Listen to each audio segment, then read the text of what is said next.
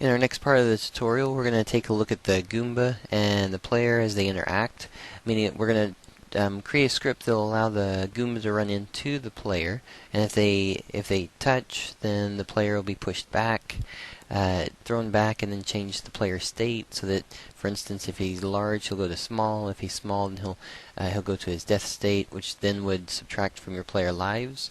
So we'll go ahead and tie all those in together with one script, and then we'll add a little bit extra to our player properties. In order to get going with this one, though, we do need to create a new script. So if you want, you can go into your project tab, down to your scripts, and on the scripts, and again, we're using the tutorial 23. You should still be on that one, but if you're not, you can go back to the tutorial 23 scene. What we want to do is have the scripts folder selected. That way, when you click on the create a new JavaScript file, it'll automatically drop it inside of there. So we'll have a new one that's placed inside of here. And what we want to do is take this script, and we'll rename it.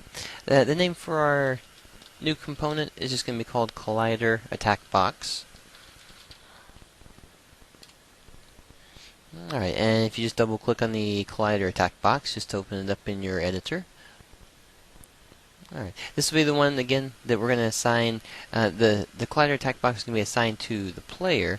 So we're going to have a couple of extra boxes on the enemy, and then we'll use the player's, let's see what we have on the player. We use the player's box body. This one, it goes out far enough that this will work pretty well for the player to be touching and interacting with the enemy on this part.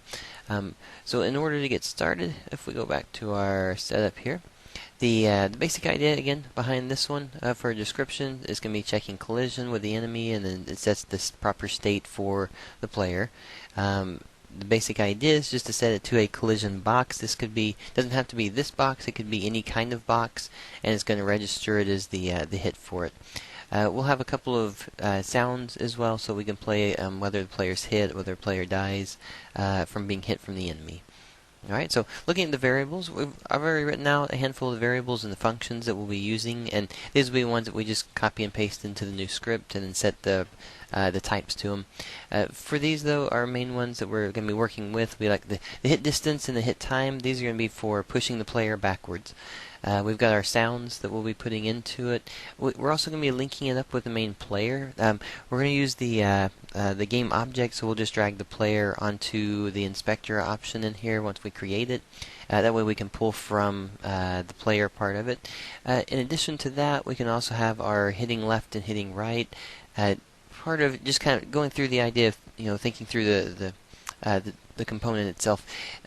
The enemy, he's going to have something in front and behind. That way when the player comes and he gets hit, he can go to a negative value when he's hitting back this way. He can go to a positive value when he's being hit this direction. So we'll have two checks that we make for a left and a right. And then the state will just be checking from our player property state, and that's going to just tell us which state he's going to be changing. He can change into.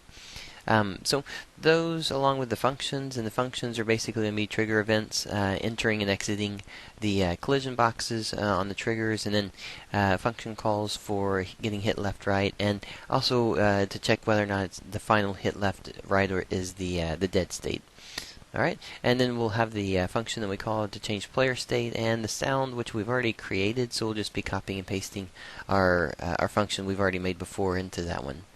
Alright, so with that said, let's go ahead and do a couple of elements here we're going to add a couple of elements on the Goomba character, and then we'll start working over the Collider Attack Box.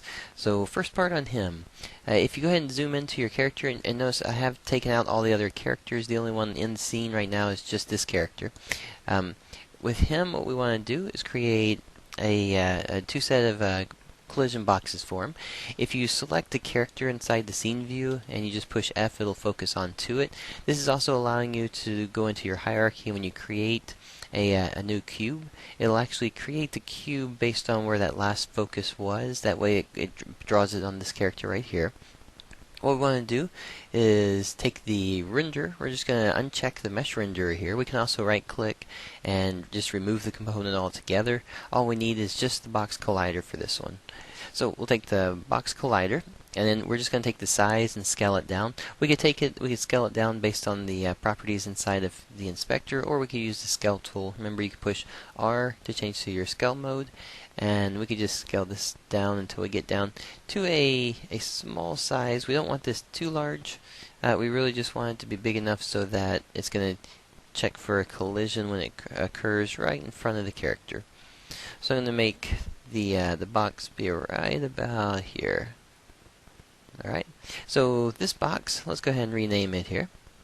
This one, let's go ahead and just call this one like a collider type for it. We'll just say it's going to be the enemy. Oops, make sure we got it writing in here. So the enemy collision left.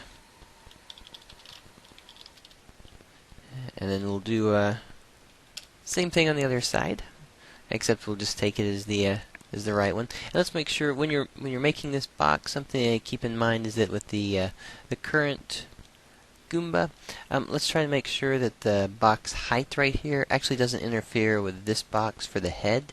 So when you're working on it, just be sure, like for instance, we'll scale it down to right about where the mouth is. There we go. So I'll take it just to right about there.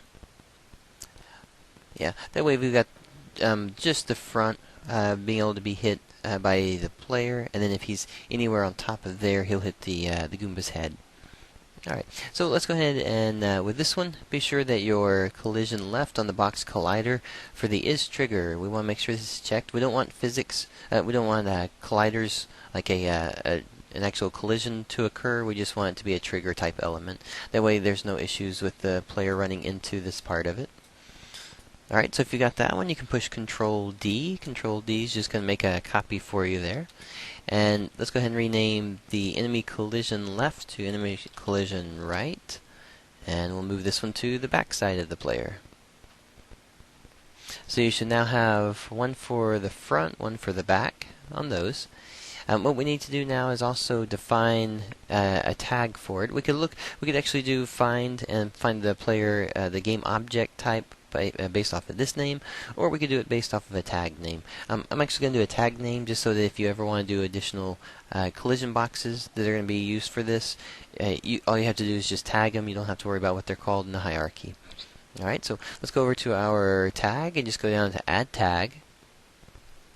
And for the add tag, be sure that if this isn't rolled out, this may be closed up here, the tags, just click on the drop down and you can go down to element, for me it's element 14 at the moment. There's a skipped on the 12, but that's fine. We'll just go to the 14 one. And we just want to use the same name, so we're just going to say enemy collision left. And then we'll call the other one enemy collision right. There we go. And then going back to our enemy collision left and right, be sure that you tag them appropriately. So left is on the left one, and right is going to be on the right one. Alright, and then let's go ahead and add both of these to the prefab player Goomba. If you just left click and drag on top of that. That way they're going to stay with him wherever he moves, so his full makeup, all of the stuff on him should look pretty similar to this right here.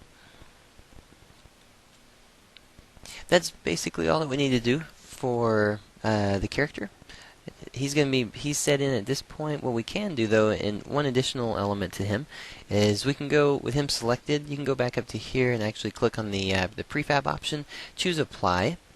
Now, so apply is actually going to make sure that all the extra elements get added to the prefab Goomba character. So whenever you drag a new character on, he's going to come up with all of these parts and pieces. All right. Now we can go over to our player character. And the player character, the collision box body, this is the one that we're going to work on next. This one is going to be the one we had the script file that we made, the collider attack box. We're going to assign it to this box object right here, this game object. And we'll get started with this one in just a second.